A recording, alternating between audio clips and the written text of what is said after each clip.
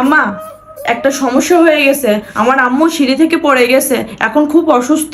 বাড়িতে দেখার মতন কেউ নাই। আমি 10-12 দিনের জন্য বাপের বাড়িতে যেতে চাচ্ছি। হ্যাঁ মা, আমার শ্বশুর ফোন দিছিল। বাড়িতে ওর ছোট ভাই ছাড়া আর কেউ নাই।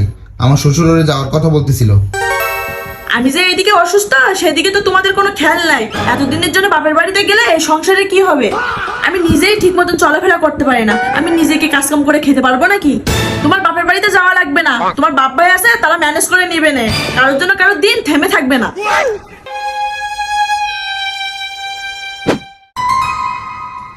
এই বউ, তাড়াতাড়ি আমার ব্যাগটা গুছিয়ে দাও তো। তোমার ননদের পরীক্ষা, ওর এখানে গিয়ে কয়েকটা দিন থাকতে হবে।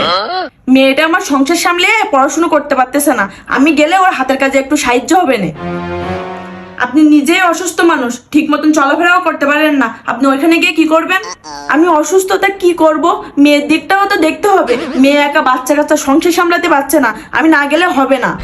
তুমি যাও তো, আমার ছেলের কাছ থেকে কিছু টাকা নিয়ে আসো। এতদিন থাকবো ওদের বাড়িতে, আমার তো একটা খরচ আছে। নিজের সংসারে তো একটা কাজ করতে পারেন না, অসুস্থ বলে। এখন মেয়ের সংসার সামলাবেন কি করে?